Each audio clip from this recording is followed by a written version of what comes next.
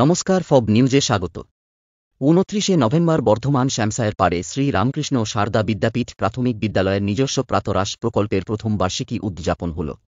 এই প্রকল্পটি বিদ্যালয়ের প্রধান শিক্ষক পলাশ চৌধুরী ও শিক্ষিকা লাবণ্য রায়ের আর্থিক সহযোগিতায় শুরু হয়ে তা আজ সাফল্যের সঙ্গে চলছে। বর্তমানে ডাক্তার রাসবিহারী ধোনিও এই প্রকল্পে আর্থিক সহযোগিতা করেন। এদিন বিদ্যালয়ে চালু হল রাইটিং ক্লাব। এটি জেলার প্রথম বিদ্যালয় হিসাবে উদ্বোধন করেন বর্ধমান উত্তরের মহকুমা শাসক তীর্থঙ্কর বিশ্বাস। বিশেষ অতিথি হিসাবে উপস্থিত ছিলেন এআই অতনু হাজরা। এই রাইটিং ক্লাবটির উদ্দেশ্য হল ইনোভেটিভ রাইটিং। ছাত্রছাত্রীরা পাঠ্য বইয়ের বাইরে এসে মন থেকে, ভালোবাসা থেকে নতুন কিছু লেখার প্রচেষ্টার উদ্দেশ্যেই এই ক্লাবটি খোলা হল। প্রধান শিক্ষক পলাশ চৌধুরী বলেন, মুখস্থ বিদ্যার বাইরে গিয়ে নতুন কিছু লেখার দক্ষতা তৈরি করাই তার লক্ষ্য। এই ক্লাবে found poetry writing, sensory writing, prompt writing, character writing এর মতো ইনিশিয়েটিভ রাখা হয়েছে, যেগুলি ধীরে ধীরে ছাত্রছাত্রীদের শিখিয়ে দেওয়া হবে। ফলে ভবিষ্যতে তাদের লেখার দক্ষতা বাড়বে বলে মনে করেন। মহকুমা শাসক তীর্থঙ্কর বিশ্বাস এই বিদ্যালয়ের প্রাতরাশ প্রকল্পটি দেখে মুগ্ধ হন। তিনি বলেন, এত সুন্দরভাবে প্রকল্পটি চলছে তা দেখে আনন্দিত। বিদ্যালয়ের ডিজিটালাইজেশন প্রকল্পটি দেখেও অভিভূত এবং বলেন, সমগ্র রাজ্যে এই ধরনের প্রকল্প নজিরবিহীন। সব ক্লাসরুমের ডিজিটালাইজেশন, ক্লাসের ভিডিও অভিভাবকদের কাছে পৌঁছে যাচ্ছে, তাতে তিনি সন্তোষ প্রকাশ করেন। প্রধান শিক্ষক পলাশ চৌধুরী বলেন, মুখস্থ বিদ্যার বাইরে গিয়ে নতুন কিছু লেখার দক্ষতা তৈরি করাই তার লক্ষ্য। এই ক্লাবে found poetry writing, sensory writing, prompt writing, character writing এর মতো ইনিশিয়েটিভ রাখা হয়েছে, যেগুলি ধীরে ধীরে ছাত্রছাত্রীদের শিখিয়ে দেওয়া হবে। ফলে ভবিষ্যতে তাদের লেখার দক্ষতা বাড়বে বলে মনে করেন। মহকুমা শাসক তীর্থঙ্কর বিশ্বাস এই বিদ্যালয়ের প্রাতরাশ প্রকল্পটি দেখে মুগ্ধ হন। তিনি বলেন, এত সুন্দরভাবে প্রকল্পটি চলছে তা দেখে আনন্দিত।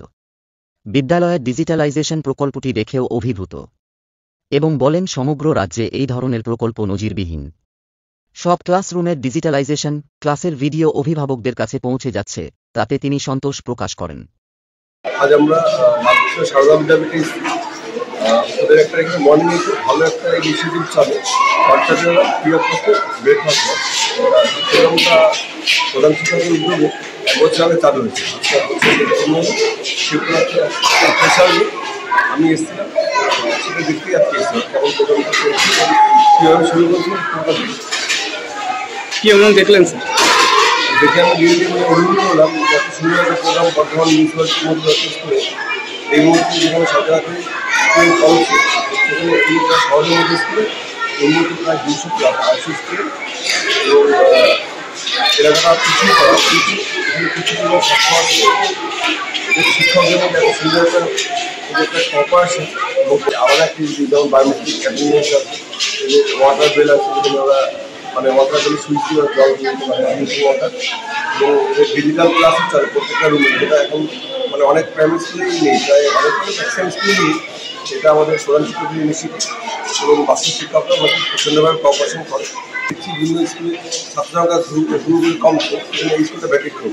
এখানে স্কুলের সংখ্যা অনেক বেশি এবং পড়াশোনার মান এখন খুব ভালো।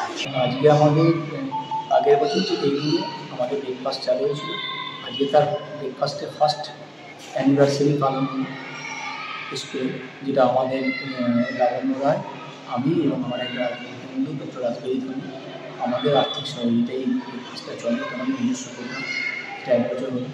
আর আমরা আজকে রাইটিং ক্লাব চালু করলাম স্কুল। তো রাইটিং ক্লাব হচ্ছে একটা ক্লাব যেখানে আমাদের যেন লেখাপড়ার কথাটাতে লেখা প্রথম আছে, তার লেখাটা খুব জরুরি।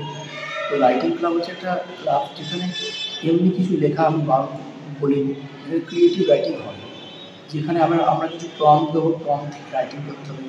আমরা কিছু কালার দিলাম, কালার দেখে ছবি দেবো, সেটা ম্যাচ করে রাইট করতে হবে। তো আমাদের ভ্যারাইটি যখন রাইটিং হবে, যেটা নিজের ভাবনায় শিশু লিখবে, শিশু পাঠ্যপুস্তকের বাইরে শিশু কি জানে বা তার ভাবনাটাকে আমরা চাইছি তুলে দিতে। আমরা প্রত্যেক শনিবার 9টা থেকে 10টা এই ক্লাবটা ওপেন থাকে। এটা ওপেন টু অল, অন্য স্কুলের বা অন্য কোনো বড়জনরাও এই ক্লাবে এন্টার করতে পারে। তো সেখানে তারা 9টা থেকে 10টা বসে তারা লিখবে। প্রতি মাসে ওই লেখা থেকে একটা করে কম্পিটিশন হবে এবং একটা কম্পিটিশন হবে রাইটিং ক্লাব। লেখা কিন্তু বাচ্চার নিজস্ব হতে হবে, মুখস্থ করে পাঠ্য বইয়ের বাইরে লিখতে হবে বাচ্চা, তার নিজের ভাবে। এই ক্লাবের উদ্দেশ্য। কারা উপস্থিত ছিলেন? আজ ছিলেন এসডিও নর্থ তীর্থঙ্কর বাবু, এআই অতনু স্যার এবং যে আর্থিক সেক্রেটারি একজন ছিলেন এবং আরও পরিষদ স্কুলের হেডমাস্টার ছিলেন এবং আরও কয়েকজন বন্ধু ছিলেন।